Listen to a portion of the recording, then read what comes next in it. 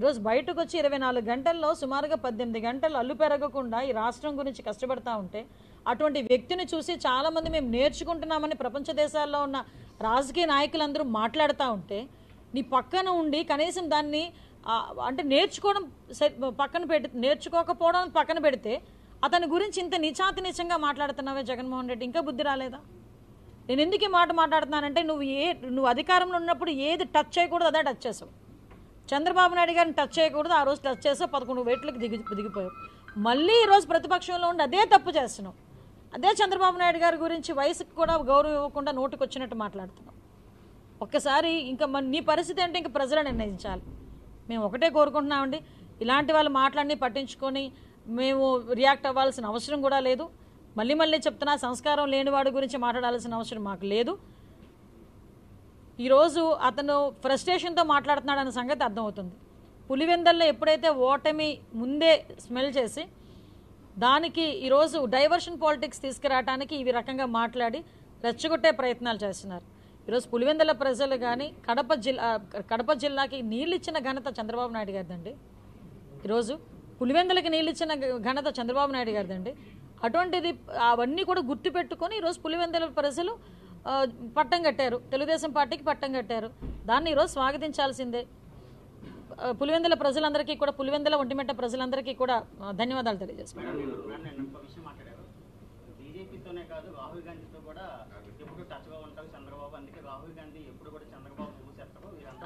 మీకు విషయం తెలుసా, జగన్మోహన్ రెడ్డి గారు ఎన్ని రోజులు నెలలో ఉంటారో తెలుసా? ఆంధ్రప్రదేశ్లో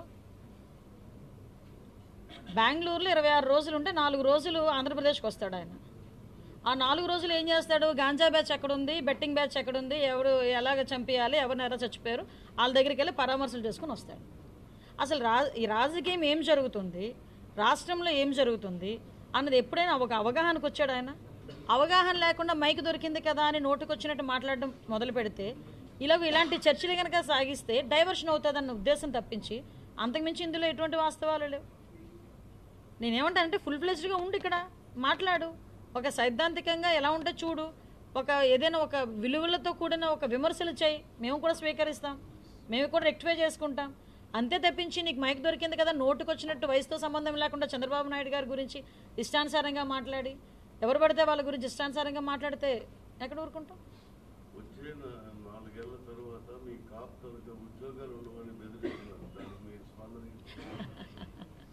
ఉద్యోగాలు తీయడానికి ఆయన ఎవడండి? ఆయన కానీ ఉద్యోగం ఇచ్చాడా? వాళ్ళు కష్టపడ్డారు, ఇప్పుడు టెస్టులు రాసుకున్నారు, ట్రైనింగ్ అయ్యారు, నిత్యం కాకి చొక్కా వేసుకొని 24 గంటలు రోడ్డు మీద కుటుంబాన్ని కూడా సైతం పక్కన పెట్టి పనిచేస్తున్నారు. వాళ్ళ వర్క్ వాళ్ళు పర్ఫెక్ట్గా చేస్తున్నారు. వాళ్ళు ఇంతకు ముందు 5 సంవత్సరాలు నిజంగా చెప్పాలంటే పోలీస్ వ్యవస్థతో ఊడిగం చేయించాడు జగన్మోహన్ రెడ్డి. అతను ఒక్కడు బయటికి వెళ్ళాలంటే 2000 మంది పోలీసులు, పరదాలు కట్టడానికి పోలీసు, మమ్మల్ని హౌస్ అరెస్టులు చేయడానికి పోలీసు, ఆయన ఇంట్లో సెట్టింగ్ వేయడానికి పోలీసు, ఆయన ఇంట్లో నుంచి బయటకు వస్తే పోలీసు, ఆయన ఇంట్లోకి వెళ్తే పోలీసు, ఆఖరికి సెక్రటేరియట్కి వెళ్ళాలన్నా కూడా పోలీసులు దారి పొడుగునా లేకపోతే సెక్రటేరియట్కి కూడా వెళ్ళలేకపోయేవాడు. కానీ ఈరోజు పోలీసు అలా లేరండి. వాళ్ళ డ్యూటీ వాళ్ళు పెర్ఫెక్ట్గా అనకూడదు కానీ గర్వంగా చేస్తున్నారు. కాబట్టి మా డిఎస్పీ డైరెక్ట్గా అన్నాడు ఇది కాకి చొక్కా అని, కాకి డ్రెస్ అని. అది పోలీసుడు పవరు.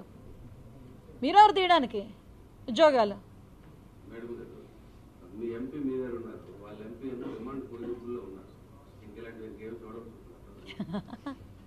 ఏదో అంటారు కదా, దాన్ని ఏంటంటే ఇంకా ఉంటాయి చాలా, ఎందుకు లేండి దాని గురించి వదిలేయండి.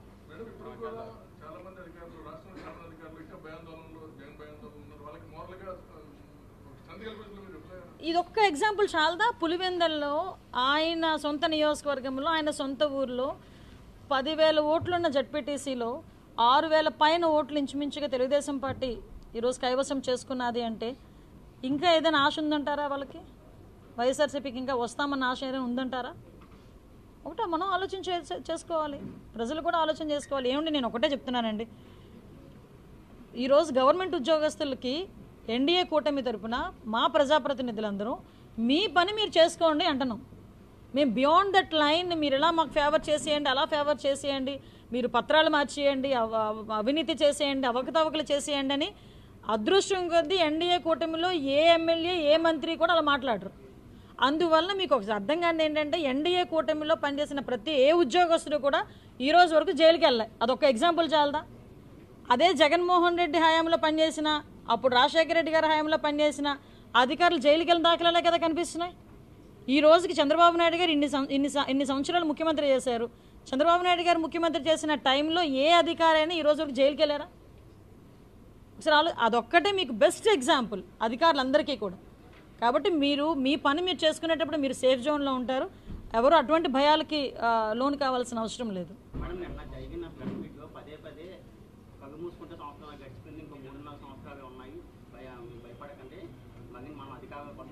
మరి భయపడకండి అన్న వాళ్ళు పులివెందుల ఎలక్షన్లో ఇన్ని అక్రమాలు జరిగిపోయినాయి అని చెప్పేసి ఎందుకు కోర్టుల చుట్టూ తిరుగుతున్నారు?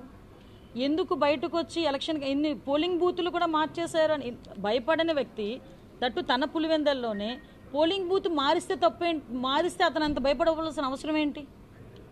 బయటకు వచ్చి ఏదో మాటలు మాట్లాడటం కాదు. నేను నిజంగా ఆయన కనుక ఈ 1.5 సంవత్సరాల్లో ఏదైనా మంచి విమర్శ చేయటమో ప్రజలకు ఉపయోగపడేది ఏదైనా చేసుంటే నిజంగా ఎవరికైనా ఆశ ఉండేది. అటువంటిది ఏమీ లేకుండా ఈ 1.5 సంవత్సరాలు ఏం చేశారో మీరు కూడా చూశారు. ఇంక రాబోయే 3.5 సంవత్సరాలు ఏం జరుగుతుందో కూడా మీకు కూడా తెలుసు. ఆటోమేటిక్గా ప్రజలు ఒకటండి, ఇవన్నీ కాదు, ప్రజలు మా పక్షాన ఉన్నారు. ప్రజలు మమ్మల్ని నమ్మి 164 సీట్లు ఎన్డీఏ కూటమికి ఇచ్చారు.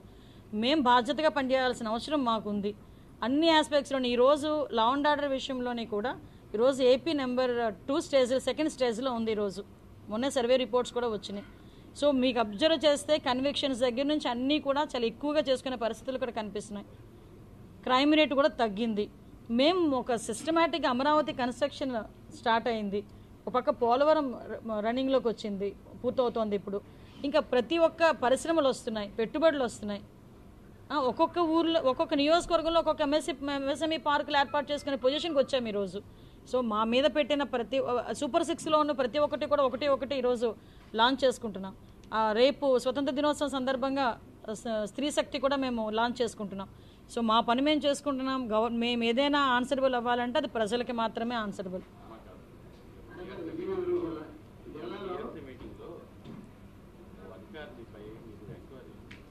ఎంక్వైరీ జరుగుతుందండి. వితిన్ 10 daysలో నాకు రిపోర్ట్ వస్తుంది.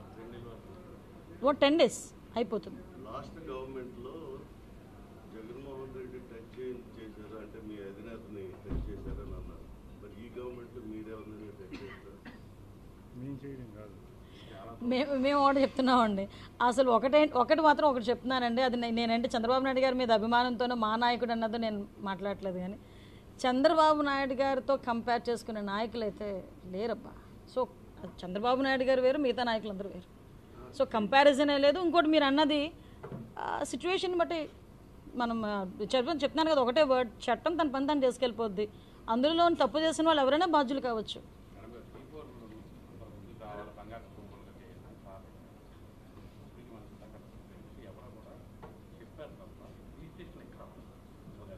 ఎస్ రిజిస్ట్రేషన్ విషయంలో చిన్న గ్యాప్ నడిచిందండి మొన్నటి వరకు. హౌ టు రిజిస్టర్ అనేది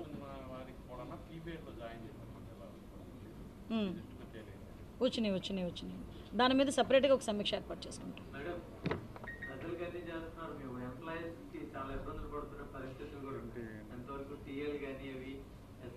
దయచేసి ఒక్క చిన్న విషయం అండి, ప్రతి 1వ తారీఖు కల్లా ఉద్యోగాలకు జీతాలు ఇస్తున్నామండి. ముందు మేము చేసింది చెప్తే కొంచెం మాకు కూడా ఆనందంగా ఉంటుంది కదా.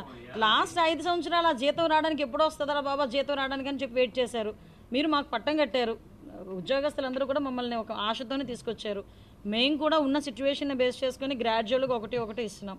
కాబట్టి ఆ ఉద్యోగస్తులకు రావాల్సిన ప్రతిదీ కూడా యాజ్ ఎర్లీ యాజ్ పాసిబుల్ మేము చేస్తాం.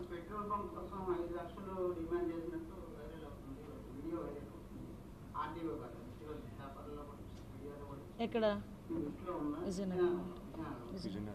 అది ఎంక్వైరీకి పంపించారు. కలెక్టర్ గారు కూడా ఎంక్వైరీకి పంపించారండి CCLAకి. దాని ప్రకారం అవుతుంది. ఆ ఎంక్వైరీ రిపోర్ట్ దాన్ని బట్టి మేము చర్యలు తీసుకుంటాం.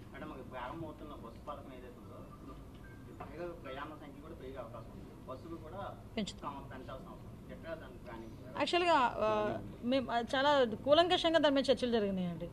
ఈవెన్ హైదరాబాద్, తెలంగాణ, కర్ణాటక, తమిళనాడు, ఆఖరికి ఢిల్లీ, ఇవన్నీ కూడా ఒక ఎక్స్పీరియన్సెస్ తీసుకున్నాము. అందులో బెస్ట్ ఎక్స్పీరియన్సెస్ అన్ని తీసుకొని చేసాము. కొన్ని బస్సెస్ అయితే రావాలి, ఆ బస్సెస్ కూడా కొంచెం మంచి బస్సెస్ ఎలక్ట్రికల్ బస్సెస్ టైప్లో తీసుకురావడానికి అని చెప్పి చంద్రబాబు నాయుడు గారు వెయిట్ చేస్తున్నారు. ఎస్సీ అట్రాసిటీ యాక్ట్ కేసుల్లో ఎవరైతే బాధితులు ఉన్నారో వాళ్ళకి పరిహారం ప్రభుత్వం ఇవ్వాలి. ఒక్కొక్క జిల్లాలో దాదాపు 2 కోట్లు 3 కోట్ల వరకు బకాయిలు ఏమైనా లేదండి, మొన్న రీసెంట్గా కూడా దీని మీద చర్చ కూడా జరిగింది. మన సోషల్ వెల్ఫేర్ మినిస్టర్ గారు దీని మీద ప్రత్యేకంగా ఒక రివ్యూ కూడా ఏర్పాటు చేశారు.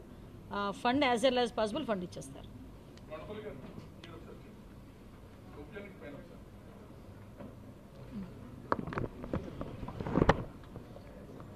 అందరికీ నమస్కారాలు.